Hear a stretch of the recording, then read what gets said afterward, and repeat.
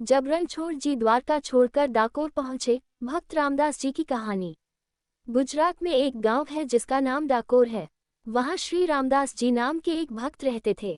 वे हर एकादशी पर द्वारका जाकर श्री रणछोड़ जी के मंदिर में पूरी रात कीर्तन करते थे और अगले दिन वापस लौट आते थे।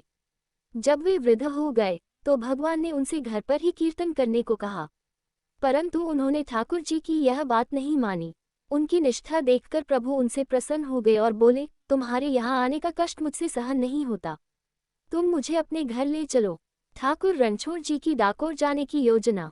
ठाकुर जी ने कहा, अगली बार गाड़ी लेकर आना, मैं तुम्हारे साथ चलूंगा।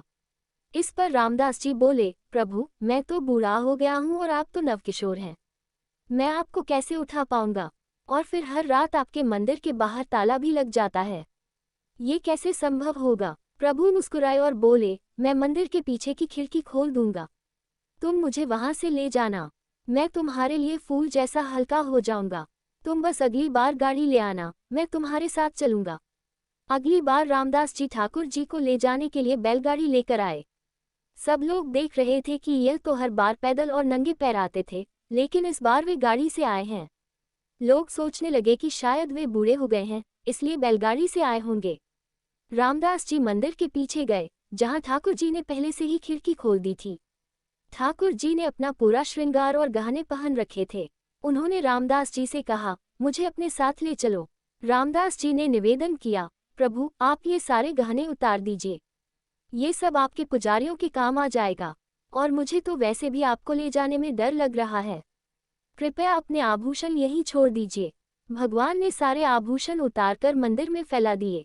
इसके बाद उन्होंने कहा, अब मुझे अपनी गोद में ले लो। ठाकुर जी फूल जैसे हल्के हो गए थे। रामदास जी ने उन्हें गोद में उठाया और बैलगाड़ी में बिठा लिया। फिर वे डाकोर की ओर चल दिए। ठाकुर रणछोड़ जी हुए गायब। पुजारियों ने किया रामदास जी का पीछा। जब रणछोड़ जी के पुजारियों ने अगले दिन मंदिर खोला तो देखा कि मंदिर में हर जगह आभूषण फैले हुए थे और ठाकुर जी वहां नहीं थे। उन्होंने खुली हुई खिड़की देखी और समझ गए कि जरूर वह बैलगाड़ी वाला भक्त ही ठाकुर जी को ले गया होगा। सभी पुजारी घोड़ों पर सवार होकर और भाला बर्छी लेकर ठाकुर जी को ढूंढने निकल पड़े। उन्होंने रामदास जी को ढूंढ लिया और उनका पीछा करने लगे। रामदास जी ने ठाकुर जी से कहा, प्रभु ये तो हमारा पीछा कर रहे हैं, अब हम क्या करें। पास ही एक तालाब था। ठाकुर जी ने रामदास जी से कहा, मुझे इस तालाब में छुपा दो। रामदास जी ने ठाकुर जी को तालाब में छुपा दिया। ठाकुर जी के पुजारी उन्हें ढूंढते हुए रामदास जी के पास आए और उनसे ठाकुर जी के बारे में पूछने लगे। जब रामदास जी ने कुछ नहीं बताया तो वे उन्हें भालों से मारने लगे। ठाकुर रणछोड़ जी ने रामदास जी के घाव खुद पर लिए। जब पुजारियों की नज़र तालाब की तरफ पड़ी तो वहां से खून बहता हुआ दिखा। वे सभी दौड़ते हुए तालाब की ओर गए।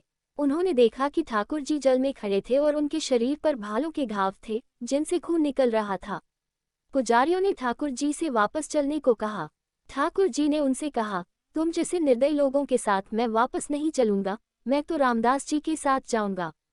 पुजारियों ने ठाकुर जी से कहा, प्रभु आपकी वजह से जो धनराशि मिलती है उसी से हमारा जीवन चलता है। ठाकुर जी ने उत्तर दिया, बस धन की ही बात है ना रामदास जी, तुम सबको मेरे वजन के बराबर सोना दे देंगे। सारे पुजारी यह सुनकर खुश हो गए और इस प्रस्ताव पर राजी हो गए। ये सुनकर रामदास जी बोले, अरे प्रभु, एक तो आपने वैसे ही मुझे पिटवाया और अब कह रहे हो कि मैं इन्हें सोना दे दूं। मेरे पास सोना कहाँ है, मैं तो गरीब हूँ। प्रभु ने सबको डाकोर चलने को कहा। रणछोड़ जी की लीला, सोने का तौल। रामदास जी आगे आगे ठाकुर जी को बैलगाड़ी में लेके चले और ठाकुर जी के पुजारी अपने घोड़ों पर उनके पीछे पीछे चल रहे थे। डाकोर पहुंचने के बाद ठाकुर जी ने रामदास जी से कहा कि एक तराजू ले आओ और उसकी एक तरफ सारा सोना रख दो। ठाकुर जी खुद तराजू के एक तरफ बैठ गए। रामदास जी ने कहा, प्रभु हमारे पास तो सोना है ही नहीं। ठाकुर जी ने कहा, तुम्हारी पत्नी की एक छोटी पतली सी नथ सोने की है, उसे ले आओ, मैं उसी में तुल जाऊंगा। जैसे ही रामदास जी ने वह सोने की नथ तराजू के दूसरे पलड़े में रखी तो वह पलड़ा भारी हो गया। ठाकुर जी ने अपने पुजारियों से कहा, सोना तो मेरे वजन से बहुत ज्यादा है, लेकिन रामदास जी उदार हैं, तुम ये सारा सोना ले जाओ। पुजारियों ने उनसे कहा, प्रभु हमारे साथ ऐसा न करें। ठाकुर जी ने उत्तर दिया, मैं रामदास जी को छोड़कर जाने वाला नहीं हूँ। तब प्रभु ने अपना दूसरा स्वरूप प्रकट किया और अपने पुजारियों को साथ ले जाने के लिए दिया। श्री रणछोड़ जी रामदास जी के घर में ही विराजे। इस प्रसंग में भक्ति का प्रताप प्रकट होता है। भक्त के शरीर पर पड़ी चोट को प्रभु ने अपने ऊपर ले लिया। रामदास जी भगवान को एक डाकू की तरह लूट लाए थे, इसलिए उनके गांव का नाम डाकोर पड़ा। आज भी श्री रणछोड़ भगवान को इस घटना की याद में पट्टी बांधी जाती है।